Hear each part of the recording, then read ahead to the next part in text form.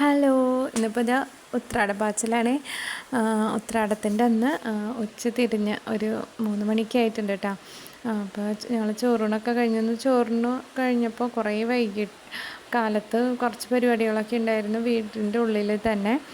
അപ്പോൾ അന്ന് 3 മണിക്കാണ് എനിക്ക് ക്ലീനിങ് പരിപാടികളൊക്കെ ചെയ്യാൻ സമയം കിട്ടിയത്. ഇന്നെല്ലാതും ചെയ്യണം കേട്ടോ. അടിക്കണം, തുടയ്ക്കണം, മുറ്റടിച്ച് വാരണം, പിന്നെ കർട്ടൻസ് അങ്ങനത്തെ ഒക്കെ ഇടണം, ബെഡ്ഷീറ്റ് മാറ്റണം. അപ്പോൾ ലാസ്റ്റത്തെ ഒരുക്കങ്ങൾ ഇതിലൂടെ കടന്നു പോവുകയാണ്. അങ്ങനെ ഞാൻ എല്ലാവരുടെയും അടിച്ചു വരാൻ നോക്കി. ബെഡ്റൂം കഴിഞ്ഞു. ഇതിപ്പോൾ കുഞ്ഞുഞ്ഞ് പഠിക്കണ ഒരു റൂം. അപ്പോൾ അത് കഴിഞ്ഞ് ഞാൻ കാലത്തൊട്ടേ ഓരോന്ന് ചെയ്യുന്നത് കണ്ടിട്ട് പാറൂസ് എനിക്ക് ഒന്ന് സഹായിച്ചു തരാമെന്ന് പറഞ്ഞിട്ട് അങ്ങനെ നമ്മുടെ കാർപ്പറ്റൊക്കെ അടിച്ചു വരാണ്. ഇതൊക്കെ ഫുൾ നേരത്തെ ക്ലീൻ ആക്കിയിട്ടിരുന്നതാണ്. പക്ഷേ നമ്മൾ ഉത്രാടത്തിൻ്റെ അന്ന് വൈകുന്നേരം ഒന്നും കൂടെ എല്ലാവരുടെയും ഒന്ന് വൃത്തിയാക്കട്ടെ. അങ്ങനെ ഡീപ്പ് ക്ലീനിങ് അല്ല, ഒന്ന് വെറുതെ ഒന്ന് അടിച്ചു വാരി ഒന്ന് എല്ലാവരുടെയും തുടച്ചിടും, അത്രയേ ഉള്ളൂ.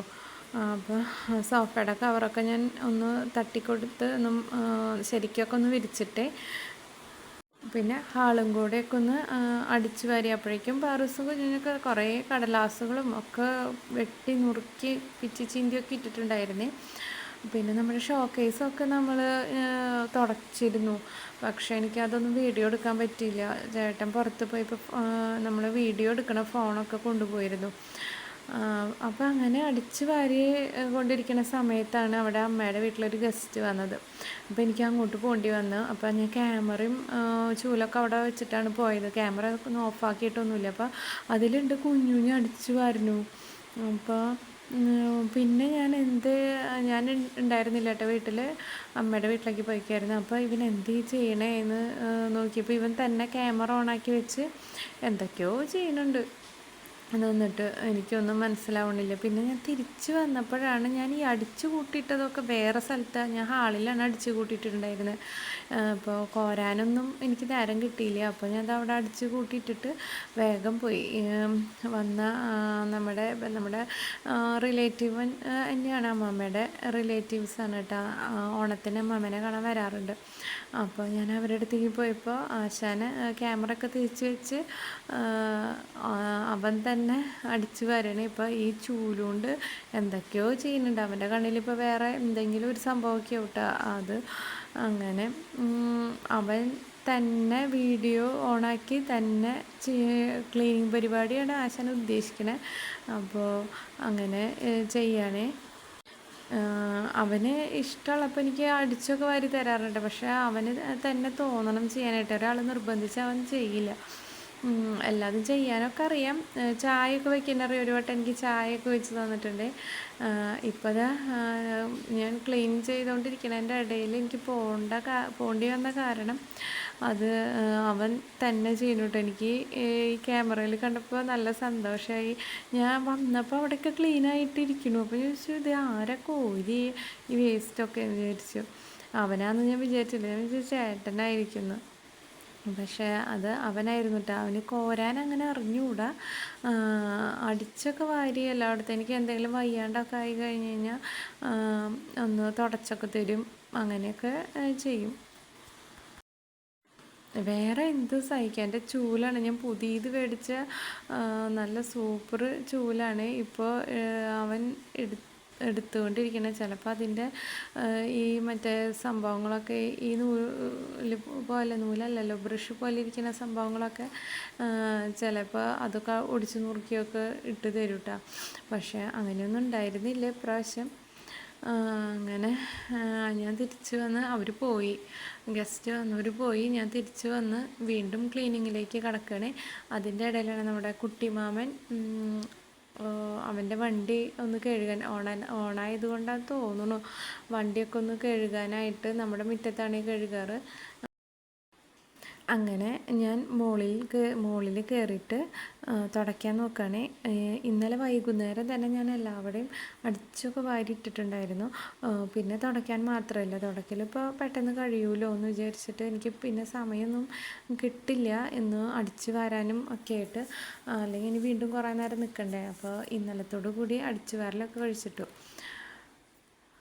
ഞാൻ എങ്ങടെയെങ്കിലും ഒന്ന് പുറത്തേക്ക് അവരെ കൺവെട്ടത്തുനിന്ന് ഇങ്ങോട്ട് മാറി കഴിഞ്ഞ് കഴിഞ്ഞാൽ അപ്പം വിളിക്കൂട്ടെ, എന്നെ താഴത്തു നിന്ന് ഇങ്ങനെ വിളിച്ചുകൊണ്ടിരിക്കുകയാണ് കേട്ടോ. പാറു എനിക്കാണെന്ന് വെച്ച് കഴിഞ്ഞാൽ കുറേ പണിയുണ്ട്. ബാൽക്കണി, ഇത് നമ്മുടെ ബാൽക്കണിയാണ്. അപ്പോൾ ബാൽക്കണി കൂടെ തുടയ്ക്കണം. ഇതിൻ്റെ ഈ 2 പില്ലറിൻ്റെ സൈഡിലൊക്കെ നിറച്ച് ഈ കറ വന്നിരുന്നിട്ട് അങ്ങനെ പൂപ്പായൊക്കെ പിടിച്ചിട്ടുണ്ട്. അപ്പോൾ ഞാൻ അതൊക്കെ ഒന്ന് അങ്ങനെ തുടച്ച് കൊടുത്തു. നമ്മുടെ വീട്ടിൽ ഓണം വയ്ക്കൽ ഈ വർഷമില്ല കേട്ടോ. ഇനി അടുത്ത വർഷം എങ്ങനെയാവുമെന്ന് എനിക്ക് അറിഞ്ഞുകൂടാ.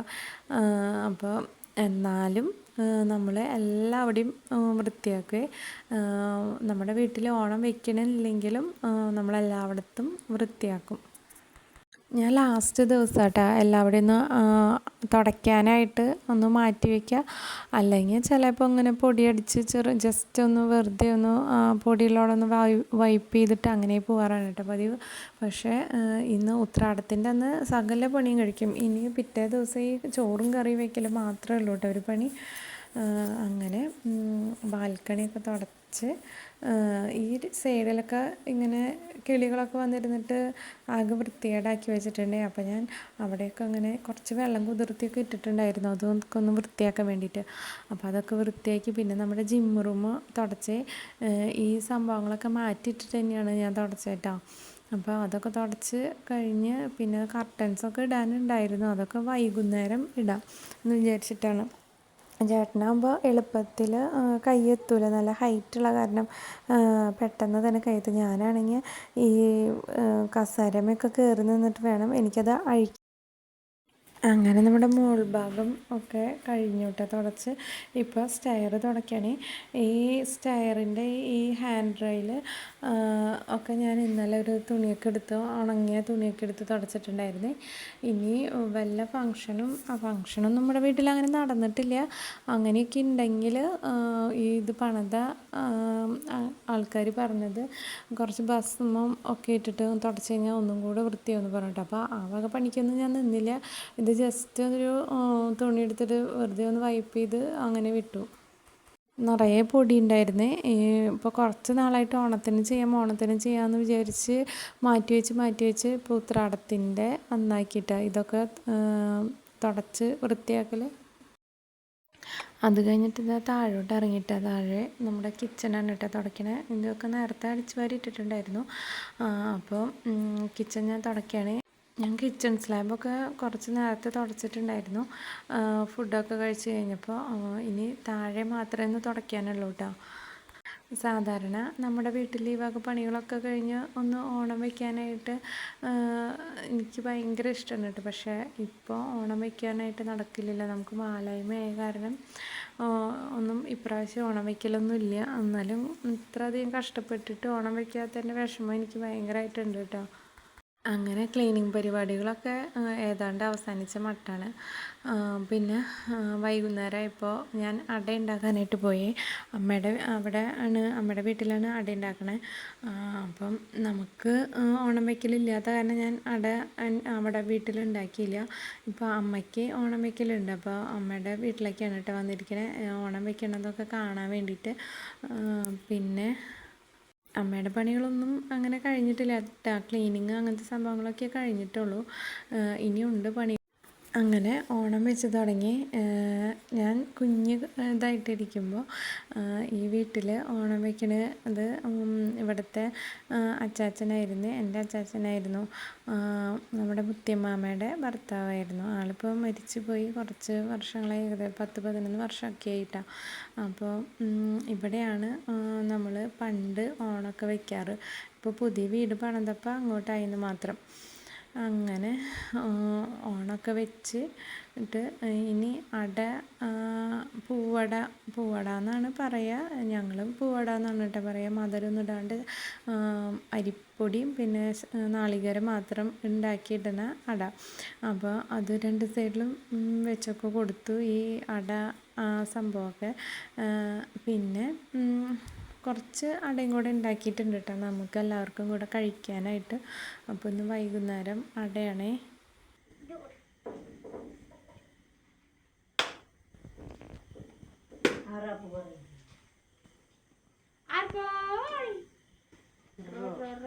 ആര് പോയിന്ന്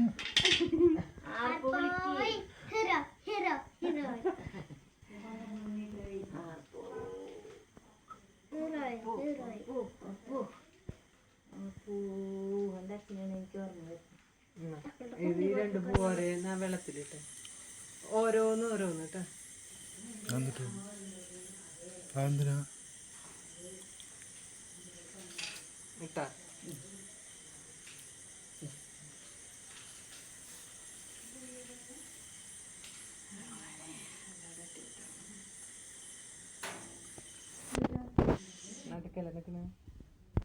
വീട്ടിൽ വെച്ചിട്ട് പിന്നെ ഒരെണ്ണം പഠിക്കൽ കൂടെ വെക്കണമല്ലോ.